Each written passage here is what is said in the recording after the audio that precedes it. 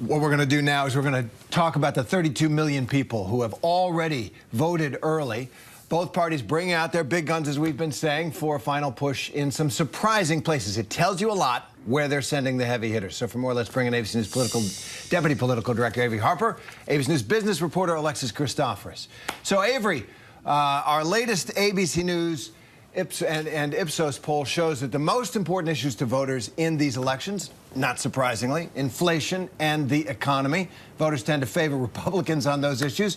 Joe Biden's hitting the road hard. He's trying to deliver some kind of message to counteract the economic headwinds. Campaigning in California, Illinois, and Pennsylvania. What do you think? Right. Well, it certainly says something that the president is campaigning in states like California, a deep blue state. We also saw the vice president just yesterday. She was here in New York campaigning. These are places that are supposed to be Democratic strongholds. And what we've seen is momentum behind Republicans in some of these key races. And so there should be a bit of cause for concern there for Democrats as we head into the midterm elections.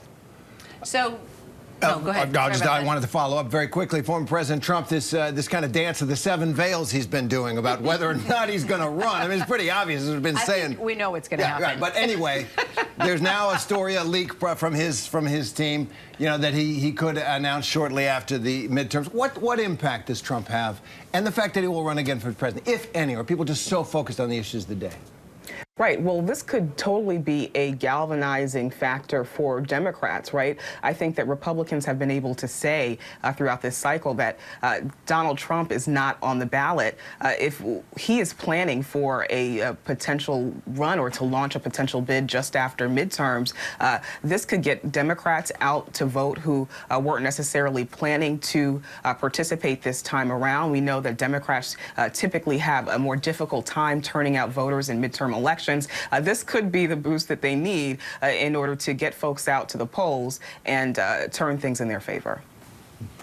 So, Alexis, let's talk about the latest job numbers that are out. Since we know inflation, the economy, it's on all of our minds. 261,000 jobs last month, down from 263,000 in September. Then you've got the unemployment rate that edged up slightly to 3.7% from 3.5%. This comes after Biden this week in New Mexico said the economy is not as bad as Republicans say it is. All right. You're the business correspondent. Lay it out. Give us the cold, hard truth. That's a tough one, Kira. Well, look, it's hard to look at this report and not say that it's a strong job market and not say that this job market remains resilient in the face of a string of interest rate hikes by the Federal Reserve that are precisely designed to slow the economy and slow the job market. The unemployment rate still, even at 3.7%, is near a 50-year low. And you've also got a number of people now saying that, you know what, we can ask for higher wages because the labor market is so tight right now. So we also saw rise in wages once again. But on the flip side, you've got a housing market now crushed by higher mortgage rates, the highest we've seen in 20 years. You've got inflation stubbornly high at 8.2%. But you can bet that President Biden is claiming today's strong jobs report as a feather in his cap. You sure will. And Averi, the battle for the Senate probably going to come down to just a handful of seats, among them Arizona and Pennsylvania. And 6 weeks ago, 6 weeks ago, you would have said the Democrats had those both well in hand. Not so much anymore. What's going on? Right. What we've seen is Democrats continue to hammer Republicans on the message of abortion, but there are concerns out there that could have its limits. We know that Republicans have been able to slam Democrats on issues of the economy, which we know is going to be top of mind for voters as they cast their ballots, also on the issue of crime. And so, listen, we are just a few days out, and so we will see what happens. But there are definitely concerns from within Democratic circles that those issues, or that the abortion issue might have been overplayed as they tried to turn more folks out to vote.